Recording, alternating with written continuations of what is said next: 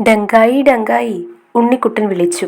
ഡങ്കായിയും ഇങ്കായിയും അവർ കിടന്ന തട്ടിൽ നിന്ന് പതുക്കെ തല പൊന്തിച്ചു നോക്കി. ഉണ്ണിക്കുട്ടൻ താഴെ നിൽക്കുന്നുണ്ട്.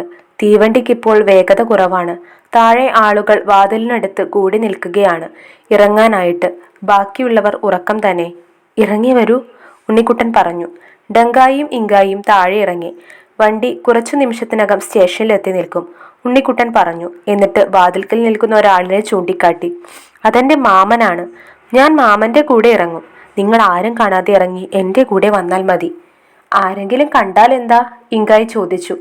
അവർക്ക് പേടിയാകും. നിങ്ങൾക്ക് വിചിത്രമായ രൂപമാണ്. അവരുടെ കാര്യം പറഞ്ഞാൽ മതി ഉണ്ണിക്കുട്ട, ഡങ്കായി പറഞ്ഞു. കാര്യം പറഞ്ഞാൽ അവർക്ക് മനസ്സിലാവില്ല. അവർ മുതിർന്നവരാണ്. മുതിർന്നവർ കാര്യങ്ങൾ വേഗം മനസ്സിലാക്കും. നമുക്ക് മാമനോട് പറഞ്ഞു നോക്കാം. വേണ്ട, മാമനും മനസ്സിലാവില്ല. ഡങ്കായും ഇങ്കായും ഉണ്ണിക്കുട്ടൻ പറയുന്നതിനോട് യോജിപ്പില്ല. അതെന്താ ചങ്ങാതി? അവ ചോദിച്ചു. മുതിർന്നവർ പൂന്തോട്ടമുണ്ടാക്കും. പൂവ് കണ്ടാൽ അവർക്കറിയാം. അതിൽ പൂവുകൾ കരയുന്നതും ചിരിക്കുന്നതും വർത്തമാനം പറയുന്നതും അവർക്ക് മനസ്സിലാവില്ല. അവർ നല്ല പാവക്കുട്ടികളെ ഉണ്ടാക്കും. എന്നാൽ പാവക്കുട്ടികളുടെ സ്നേഹം എന്തെന്ന് മുതിർന്നവർക്കറിയില്ല. വലിയവർക്ക് അവരുടെ ഉള്ളിലുള്ള വലിയ കാര്യമേ മനസ്സിലാവൂ. ശരിയാ, ഡങ്കായി പറഞ്ഞു. അവർക്ക് ചിത്രശലഭങ്ങളുടെ കൊട്ടാരത്തിൽ ഒരിക്കലും പോവാൻ കഴിയില്ല. ദൂരെ റെയിൽവേ സ്റ്റേഷന്റെ വിളക്കുകൾ കണ്ടു. അതോടെ ആളുകൾ ഇറങ്ങാൻ തിരക്ക് കൂട്ടൽ ആരംഭിച്ചു. വണ്ടി സാവധാനം കോഴിക്കോട് സ്റ്റേഷനിൽ നിന്നു. പുറത്ത് ആളുകളുടെ ബഹളം. ഇങ്കായി തീവണ്ടിയുടെ ജാലകത്തിലൂടെ എത്തി നോക്കി. ഡങ്കായി, ഒരുപാട് ആളുകൾ. നമ്മൾ എങ്ങനെ അവരെ കാണാതെ പുറത്തിറങ്ങും? നമുക്ക് ഉണ്ണിക്കുട്ടന്റെ പിന്നിൽ ഒളിച്ചു നടക്കാം, ഡങ്കായി പറഞ്ഞു. പക്ഷെ ഉണ്ണിക്കുട്ടൻ എവിടെ? ഉണ്ണിക്കുട്ടനും മാമനും ഇറങ്ങി ആൾക്കൂട്ടത്തിൽ മറഞ്ഞിരിക്കുന്നു. ഇനി നാം എന്ത് ചെയ്യും? നോക്കൂ, ആളുകൾ അകത്തേക്ക് കയറാൻ തിരക്ക് കൂട്ടുകയാണ്. അവർ ചിലപ്പോൾ നമ്മളെ... ഇങ്കായിക്ക് പേടിയായി. വരൂ, ഡങ്കായി തീവണ്ടിയുടെ എതിർവശത്തെ വാതിൽക്കലേക്ക് നടന്നു. ആ ഭാഗത്ത് തീവണ്ടിയിൽ നിന്ന് ഇറങ്ങി നിൽക്കാനുള്ള പ്ലാറ്റ്ഫോം ഇല്ല, പാളങ്ങൾ മാത്രം. അതിൽ മറ്റൊരു തീവണ്ടി കിടക്കുന്നു. ആളില്ല, വെളിച്ചവുമില്ല. ഡങ്കായും ഇങ്കായും വാതിലിലൂടെ പുറത്തേക്ക് ചാടി. ഭാഗ്യം, ഒരൊറ്റ മനുഷ്യരില്ല അവിടെങ്ങും. ഇങ്കായി, നമുക്ക് ഈ തീവണ്ടിയിൽ കയറി തൽക്കാലം ഒളിച്ചിരിക്കാം. ഡങ്കായി ഇങ്കായിയെയും കൂട്ടി ഒഴിഞ്ഞ തീവണ്ടിക്കകത്ത് കയറി. അല്പസമയം കഴിഞ്ഞു. അവർ വന്ന തീവണ്ടി പോയി കഴിഞ്ഞു. ഡങ്കായി പതുക്കെ തല പൊന്തിച്ചു സ്റ്റേഷനിലേക്ക് നോക്കി.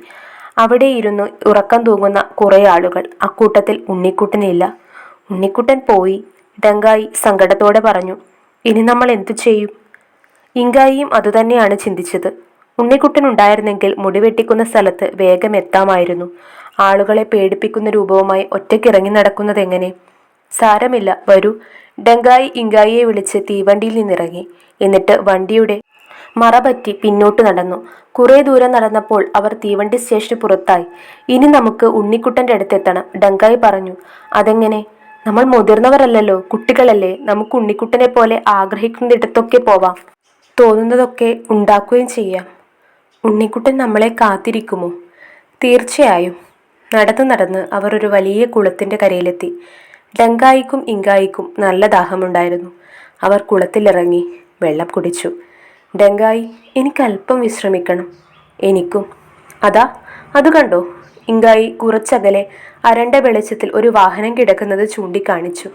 അവരിരുവരും അതിനടുത്തെത്തി. അതൊരു ഓട്ടോറിക്ഷയാണ്. അതിൽ ആരും ഉണ്ടായിരുന്നില്ല. നമുക്കിതിൽ കിടന്ന് വിശ്രമിക്കാം. കേൾക്കേണ്ട താമസം ഇങ്കായി അതിനകത്തെത്തി കിടന്നു കഴിഞ്ഞു. പിന്നാലെ ഡങ്കായിയും. അവർ പെട്ടെന്ന് ഉറങ്ങിപ്പോയി. ഭയങ്കര കുലുക്കവും ശബ്ദവും കേട്ടാണ് ഡങ്കായി ചാടി എഴുന്നേറ്റത്. ഒപ്പം ഇങ്കായിയും. നോക്കുമ്പോൾ ഓട്ടോറിക്ഷ ഓടിക്കൊണ്ടിരിക്കുന്നു. മിണ്ടരുത് എന്ന് സൂചിപ്പിക്കും മുമ്പ് തന്നെ ഇങ്കായി പരിഭ്രമത്തോടെ വിളിച്ചു. ഡങ്കായി. ശബ്ദം കേട്ടതും ഡ്രൈവർ തിരിഞ്ഞു നോക്കി. ഡങ്കായി ഭയന്നത് തന്നെ സംഭവിച്ചു. ഡ്രൈവർ നിലവിളിയോടെ പുറത്തേക്ക് ചാടി. ഇപ്പോൾ ഡ്രൈവർ ഇല്ലാതെ ഓട്ടോറിക്ഷ മുന്നോട്ട് ഓടുകയാണ്. അതിൽ അന്യഗ്രഹത്തിൽ നിന്നും വന്ന ഡങ്കായിയും ഇങ്കായിയും പരസ്പരം കെട്ടിപ്പിടിച്ചു നിന്നു.